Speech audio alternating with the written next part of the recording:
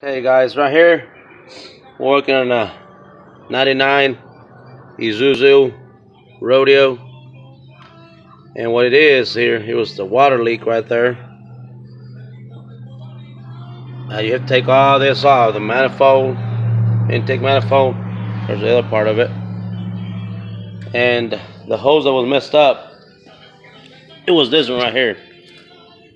You can see the crack right there. It goes in there. Okay, so another problem that I found was one was in there. It's missing the exhaust outlets here and inside that. See how they're falling off? I found the screws in there. Actually in this piece right here, inside those holes there, because they came off.